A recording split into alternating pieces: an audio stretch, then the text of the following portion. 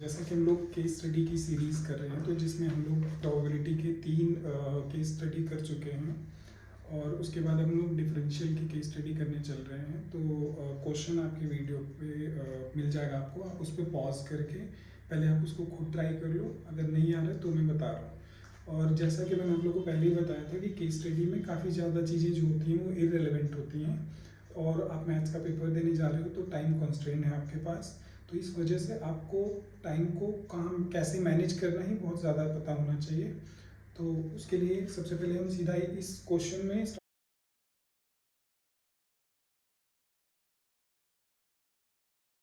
चीज़ें हैं वो इरेलीवेंट हैं, तो हम सीधा यहाँ से पढ़ते हैं कि कोई लोकल अथॉरिटी है वो सोसाइटी में, उसे एक एडवर्टीजमेंट कराना है, तो कितना मिनिमम कॉस्ट हो जाएगा इसके लिए आपसे बोला गया है।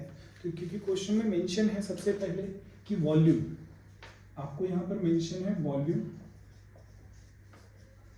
ऑफ द पिट, तो पिट का वॉल्यूम 250 है, क्योंकि स्क्वायर बेस पे है तो इसका volume L into B into H होना चाहिए। तो यहाँ से आपके पास एक्स स्क्वायर की वैल्यू आ जाएगी 250 डिवाइड में h। अब आपको जो करना है, आपको वो कॉस्ट फंक्शन फाइंड आउट करना है, तो आपको यहाँ पर दो टाइप का कॉस्ट बेयर करना पड़ेगा। फर्स्ट है लेबर कॉस्ट, देन है आपको एडवर्टीजमेंट का जो भी वहाँ पर कॉस्ट होगा।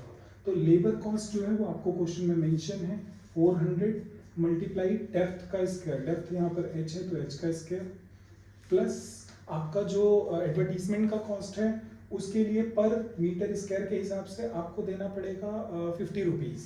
तो एरिया आपका हो गया एक्स स्क्वायर मल्टीप्लाई 50, ये आपका कॉस्ट हो गया। दोनों को आप ऐड करके टोटल कॉस्ट निकाल सकते हैं, लेकिन आपको जो ऑप्शन मेंशन है उसमें सिर्फ एच के फॉर्म में है, तो मुझे एक्स स्क्वायर को रिप्लेस कराना पड़ेगा।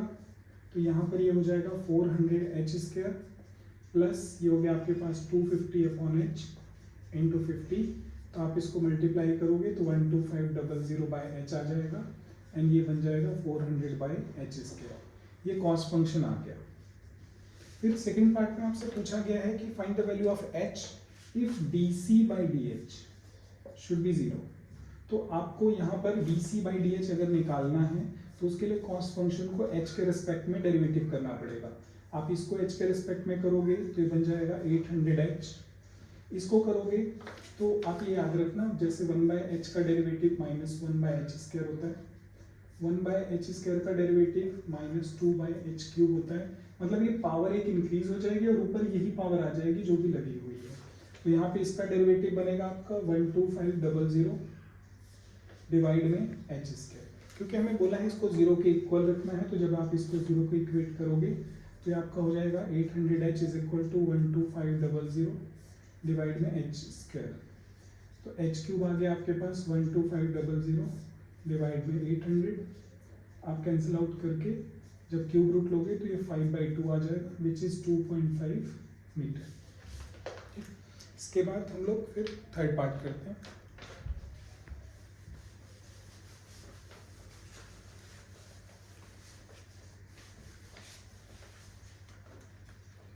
तो थर्ड पार्ट में आपको ये बोला गया है कि find the value of T2C by DH square. तो जो आपका सिंगल डेरिवेटिव था उसी को आपको दोबारा से डेरिवेटिव करना पड़ेगा। तो सिंगल डेरिवेटिव आपके पास था 800h plus 12500 bye h square. तो जब आप इसका डेरिवेटिव करोगे तो ये 800 हो जाएगा, इसका करोगे तो जैसे मैंने भी आपको बताया -12500 इंटू 2 बाई h³ हो जाएगा। तो ये आपका हो जाएगा 800 माइनस 25000 बाई h³, ये आपका आंसर आ जाएगा। फिर नेक्स्ट है x की वैल्यू हमें फाइंड आउट करनी है कॉस्ट को मिनिमम के लिए। तो अभी आपने देखा था एक एक्सप्रेशन था वॉल्यूम का 250 is equal to x square multiply h. तो यहाँ से अगर आपको एक्स स्क्वायर निकालना है तो 250 डिवाइड में ये हो जाएगा 5/2, यहाँ से आपका 100 आएगा, तो एक्स की वैल्यू आगे जाएगी आपके पास 10 मीटर। देन फिर फिफ्थ पार्ट है आपके पास, इन्होंने बोला है कि जो मिनिमम कॉस्ट है उसकी वैल्यू भी बता दो। तो जो कॉस्ट था वो आपका था 400 इंटू एच स्क्वायर प्लस आपका था 12500 500 डिवाइड में h। तो इसमें जब आप h की वैल्यू सब्स्टिट्यूट करोगे विच इज़ 5/2, तो यहाँ पर हो जाएगा आपके पास 12500 डिवाइड में 5/2, तो हो गया 400, 25/4, 25000.5, ये आपके पास 5000 आ गया, और इसको आप कैंसिल आउट करके 2500 आ जाएगा। तो ये बन गया आपके पास 7500 रुपीज़, ये आपका कॉस्ट हो गया। आप आंसर मैच कर सकते हो। कुछ इसमें डाउट है तो आप कमेंट कर सकते हो। ठीक, मिलते हैं नेक्स्ट केस स्टडी के साथ।